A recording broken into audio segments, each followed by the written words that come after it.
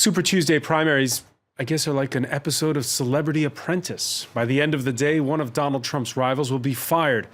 Analogies like that one are fun, but do they also undermine democracy? Because it's the star of a reality TV show who is the Republican frontrunner. You have to wonder if record-high voter turnout are about policies or the personality of the real estate mogul. After all, this is more than entertainment. It's supposed to be the race to become president of the United States, the most powerful job in the world. We're going to be asking our panel about this unusual campaign, the mudslinging we've seen during debates, and the increasing violence on the campaign trail, like the kind that forced the cancellation of a weekend Trump rally in Chicago. What does it say about this particular election and about the United States? For the Democrats, will calls for politeness pay in the fall? In the age of social media, will it be down to who shouts the loudest? That said, Hillary Clinton and Bernie Sanders may be civil on stage, but the ideological rift is there too between the Democrats, between insurgent and insider, just as glaring as on the Republican side.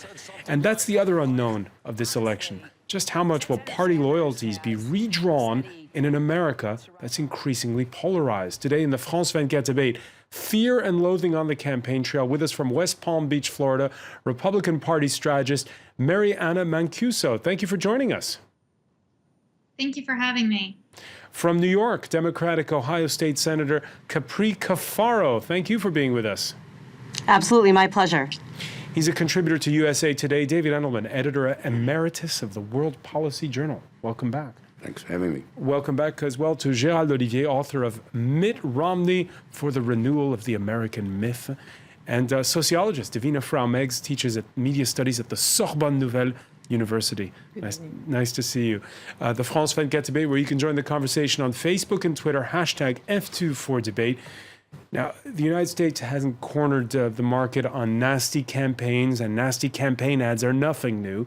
This election cycle, though, features, well, nasty ads about nastiness. Let's begin with this new campaign by the Our Principles, a Republican political action committee founded by a former aide to the 2012 Republican nominee Mitt Romney.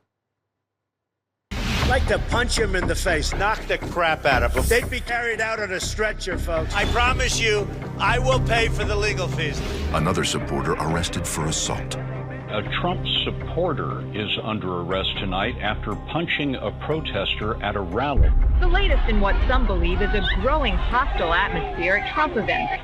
The next time we see him, we might have to kill him. But the press is now calling this, saying, oh, but there's such violence. No violence. No, you know how many people have been hurt at our rallies? I think like basically none, other than I guess maybe somebody got hit once or something, but there's no violence.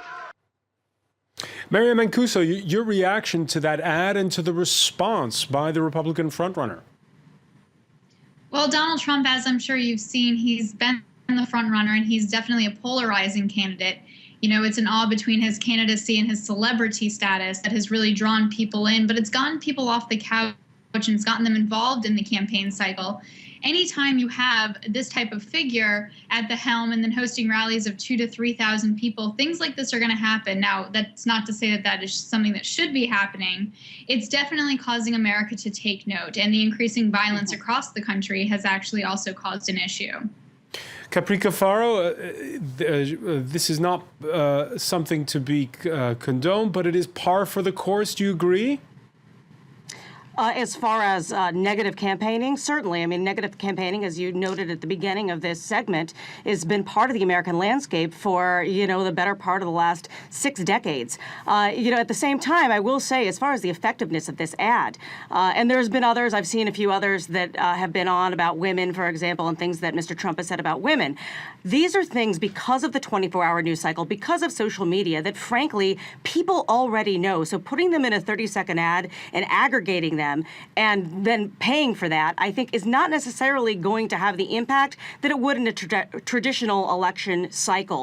People already know this about Donald Trump, and they don't care because there is a lot of fear that is driving the electorate right now. Very similarly, frankly, to what we've seen in France with the Front National, with Marine Le Pen and her father before her. When you have that sense of nationalism, that fear of immigration, that fear of losing jobs, you want somebody that's going to echo that sentiment. Davina Framegt. Yes, I would have to agree. I mean, in American politics, traditionally, you either build your program on issues or on character, and Trump is gone for character. So the more ads, the more representations of him that build his character and build a strong character, even if it's polarizing, is working for him. And it's better to have a bad image than no image at all, or to be forgotten. And so he's using the media for what the media are good at, which is to say, keeping the buzz, being as outrageous as possible, because that's what's going to keep the concentration on him and the belief on him. But we saw that clip. You have the little scary music underneath while you see the quick short segments and the menacing sort of lighting. Do you agree that it's going to have a limited effect? I think so, because most of viewers decode it, and if they don't do it, there's a lot of Twitter, a lot of social media that are doing it. And what the answer to fear and loathing is rage, and what Trump is building on is people's rage. And that's very present there, and that's what he always answers to. He's in denial of all the rest. No violence, no nothing, but he's building on the rage. David Endelman, did you expect this campaign to turn out the way it has so far? It doesn't surprise me, frankly. And frankly, people say this is a first in American politics, and it's not. My first campaign was in 1964, and I remember when Johnson and Goldwater were going after it, okay? There were ads of a hydrogen bomb exploding behind Goldwater, warning people this was what was going to happen. In 1968, you had riots in the streets in Chicago. They had to call in the police practically into the convention center to break things up. American politics can get very enraged. American voters can get very enraged. In 1968, those protests you saw was also, to a certain degree, the implosion of the Democratic Party as it was. Right. This is the Republican Party that's paying for these ads this time. This may very well be the implosion of the Republican Party. There's no doubt about that. But there is still a Democratic Party, and there will still be a Republican Party. It may be substantially changed, and hopefully it will be responsive more to the people. But the American system will go on. Gérald Olivier? Well, we definitely may have a 1968 type convention with the Republican this year, especially if we end up with a so-called brokered convention. If not a single candidate has enough delegates to be ensured of having the nomination, the 1237, by the time we get to July 18th in Cleveland, then we may have this type of scene, because there's going to be protests, there's going to be negotiation, there's going to be dealings, there might be people from the other side, and we may have a mess like the Democrats did back in 1968. I think it'd be terrible with the Republicans, but it may happen. We've seen several senior leaders in the Republican Party, Mariana Mancuso, making the pitch for a brokered convention. Are you for or against it? Here's the thing, we're not going to have a brokered convention, and we've heard the chairman of the RNC come out and say that they are willing and fully intend on supporting the nominee.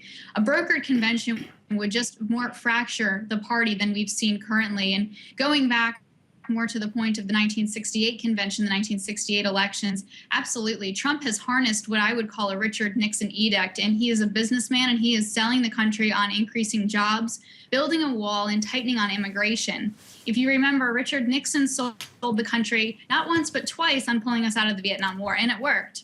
I don't think that we're going to see a brokered convention, and people that are rallying for that do not have the best interest of the party at heart. See, I don't agree. I disagree. I think the numbers suggest that we could very well go to a brokered convention. I don't think that. I don't think that Trump can get 1,237 delegates until from now on. And Mariana, to the point made by David that this could be the implosion of the Republican Party, what we're seeing. And it's going to have a significant impact on Democrats as well, to be quite honest, because I mean in Ohio, where I'm from, this is one of the keys, frankly, to whether or not it's going to be a brokered or open convention on the Republican side, and frankly may have a significant detrimental impact on Hillary Clinton and her path to the nomination, because there are a lot of Democrats that traditionally would have voted for Hillary Clinton in Ohio that are actively pooling ballots. We are running out of Republican ballots that Democrats are crossing over, voting Republican. A lot of them are voting for Donald Trump. Some of them are voting for John Kasich to stop Donald Trump. But we're going to see a pretty significant impact on both the Democrats and the Republicans. If Donald Trump does not win Ohio tonight, that I think contributes to a potential of a brokered convention in Cleveland. Mariana Mancuso. Here's the thing. You're seeing a sweeping wave of people pulling Republican ballots because they are fed up and because the Democrats aren't offering anything new. They're offering Bernie Sanders. I don't disagree with that. I don't disagree with that, and I'm a Democrat. So then you understand, and this time Donald Trump is wooing both sides. He's pulling Republicans that haven't gone off the couch and voted in years, and he's pulling independents that can vote in open party primaries, and then he's voting in the states where you have a closed party primary, but if you're registered Democrat... Mariana, this is what's strange about this particular election in places like Ohio, is that for the first time in modern history, the frontrunner on the Republican side is not somebody who advocates free trade. He is against a lot of the free trade agreements that both Bill and Hillary Clinton have championed, and Ronald Reagan before them. So it really tips upside down the allegiances of voters. It really People are does. not forgetting that in Ohio. It is in America right now. I would make the argument it's Bastille Day in America. People are fed up. That's why you have candidates on the extreme end, such as Bernie Sanders and Donald Trump, coming out of the woodwork and being able to gain the traction that they have. Donald Trump has told you, and we saw it in the debate on Thursday night in Miami, that he is actually open to negotiations on almost every single issue.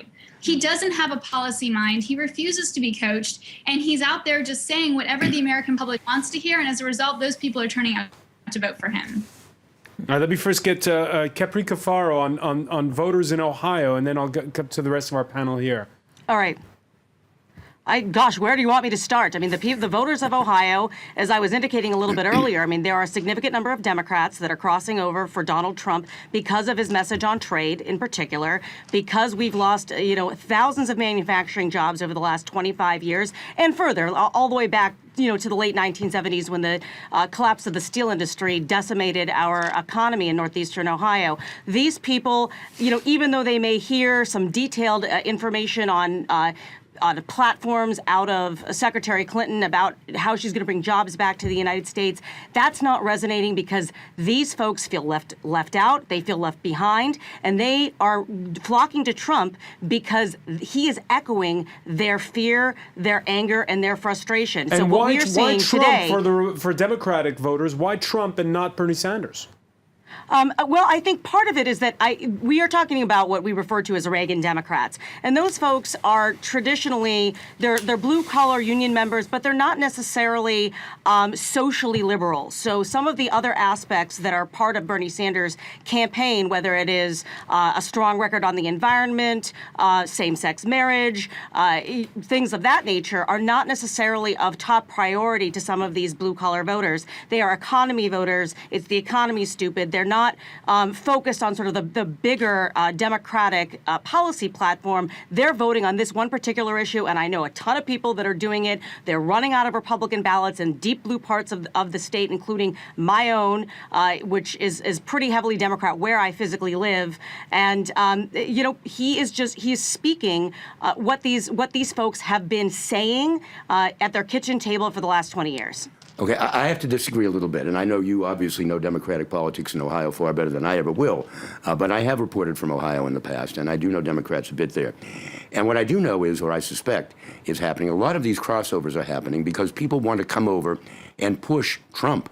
Democrats are coming over to push Trump. And because they simply... I hear you, but I don't necessarily think that's the... I think that there's a small number of those folks that want to set that up. I think there may also be a crossover of Ohioans who really do believe that they want to vote for Kasich, their governor, to see him actually triumph over Trump. So I don't think you're necessarily going to see a huge Trump vote in Ohio in any sense tonight. If I can just respond to that very briefly, I think that there are some elements of truth to that. I think that there are folks that feel that Trump is a better contender in the general election against Hillary Clinton. I tend to disagree. I actually think Ted Cruz would be easier to beat than Donald Trump. I know people that are crossing over voting from Democrat to Republican for John Kasich, specifically because they want to stop Donald Trump and they don't want Donald Trump to run the table tonight. A lot of traditional Democratic voters in Ohio are not necessarily voting for John Kasich because they know his track record. Now, he did win huge in 2014, and he has, presented himself as a consensus builder, and he is in many ways. But when it comes to collective bargaining rights, reproductive rights, charter schools, and a lot of these bread and butter issues for Democrats, people in Ohio know John Kasich's record, and the people that are crossing over are holding their nose to stop Donald Trump. Gérald Olivier? This is a very strange election because John Kasich has virtually no chance of ever getting the nomination. He hasn't won a single primary yet. He's only running in the hope of that brokered convention we were talking about. And he may win his own state, but that will give him, 66 delegates. And his real goal is to prevent Donald Trump from getting that 1237. However, I disagree with what you said a little earlier in terms of numbers. I do think there is a chance for Donald Trump to get to that level. And if he does, then it will be up to the conservative wing of the Republican Party to come in line behind him and keep the party somehow united towards November. It's their only chance of making it. Otherwise, yes, they do implode.